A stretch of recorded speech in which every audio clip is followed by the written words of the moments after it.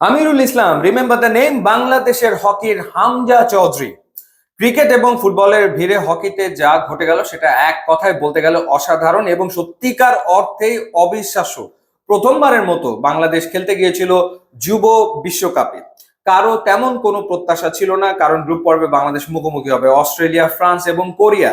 সবাই ধরে নিয়েছিল যে এই ম্যাচগুলোতে বাংলাদেশ এক গাদা গোল খেয়ে হেরে যাবে, কিন্তু প্রথম ম্যাচেই বাংলাদেশ একটা চমকই উপহার দেয়। অস্ট্রেলিয়ার বিপক্ষে জিততে না পারলেও হাড্ডাহাড্ডি লড়াই করে। সেই ম্যাচটাতে বাংলাদেশ হেরে যায় 5-3 গোলে।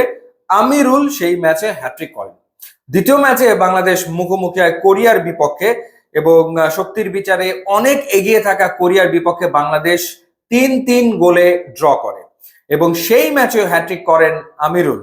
তৃতীয় ম্যাচে বাংলাদেশ মুখোমুখি হয়েছিল গতবারের রানার্স আপ ফ্রান্সের বিপক্ষে, সুতরাং বোঝাই যাচ্ছে যে ফ্রান্স শক্তিমত্তায় কতটা এগিয়ে বাংলাদেশের চেয়ে। কিন্তু সেই ম্যাচেও বাংলাদেশ দুর্দান্ত লড়াই করে এবং শেষমেশ বাংলাদেশ ম্যাচটা হারে 3-2 গোলে। ম্যাচটা বাংলাদেশ ড্র করতে পারলে দারুণ হতো, কিন্তু সেটা হয়নি।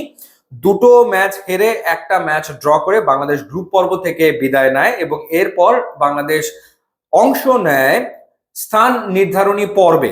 তো সেইখানে একটা ট্রফি ছিল যেটার নাম হচ্ছে চ্যালেঞ্জার ট্রফি, অর্থাৎ যারা গ্রুপ পর্ব থেকে বিদায় নিয়েছে সেই 8টা দল এই চ্যালেঞ্জার ট্রফিতে পার্টিসিপেট করেছে এবং সেই ট্রফিটা জিতে নিয়েছে বাংলাদেশ এবং বাংলাদেশ নিশ্চিত করেছে এবারের বিশ্বকাপের 17তম স্থান। সো এই পর্বে এসে বাংলাদেশ প্রথমে খেলে ওমানের বিপক্ষে, যেই ম্যাচটাতে বাংলাদেশ 13-0 গোলে জিতেছে। দ্বিতীয় ম্যাচে বাংলাদেশ দক্ষিণ কোরিয়ার মুখোমুখি হয় এবং দক্ষিণ কোরিয়াকে বাংলাদেশ 5-3 গোলে হারিয়েছে এবং ওই ম্যাচে হ্যাট্রিক করেন আমিরুল। এবং সবশেষ ম্যাচ বাংলাদেশ খেলেছে অস্ট্রিয়ার এগেনস্টে, যে ম্যাচটাতে বাংলাদেশ জিতেছে 5-4 গোলে, তো জিতলো। তো টুর্নামেন্টের সর্বোচ্চ গোলদাতা এই মুহূর্তে বাংলাদেশের আমিরুল। কেউ এটা কখনো ভেবেছিল যে যুব বিশ্বকাপে সবচেয়ে বেশি গোল করবে বাংলাদেশের একজন খেলোয়াড়? সেটাই হয়েছে। 18টা গোল তিনি করেছেন, 5টা হ্যাট্রিক তিনি করেছেন, 18টা গোল করেছেন এবং সবচেয়ে বড় ব্যাপার, সম্ভাবনার দুয়ার উন্মোচন হয়ে গেছে। অর্থাৎ এই দলটার পক্ষে বিশ্বকাপে খেলা সম্ভব, অর্থাৎ সিনিয়রদের যে ওয়ার্ল্ড কাপ, সেই ওয়ার্ল্ড কাপে ডেফিনেটলি এই দলটার খেলা সম্ভব। কারণ এই দলে মেধাবী প্রচুর খেলোয়াড় রয়েছে। তারা যদি সঠিক গাইডলাইন পায়, তাদের যদি প্রপারলি টেক কেয়ার করা হয়, তাদের দিকে যদি সুদৃষ্টি রাখা হয় হকি ফেডারেশনের পক্ষ থেকে, তাদের জন্য যদি আধুনিক কোচিং এর ব্যবস্থা করানো হয়, তাহলে ডেফিনেটলি এই টিমটা ওয়ার্ল্ড কাপে খেলবে।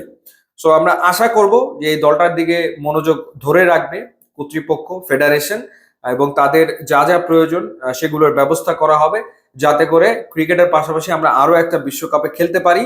ক্রিকেটের পাশাপাশি আমরা হয়তোবা হকির বিশ্বকাপে খেলতে যাচ্ছি আগামী দিনে, সেই বিশ্বাসটা তৈরি করেছে এই আমিরুলরা। নিঃসন্দেহে তাদেরকে অবশ্যই অভিনন্দন হৃদয়ের অন্তঃস্থল থেকে।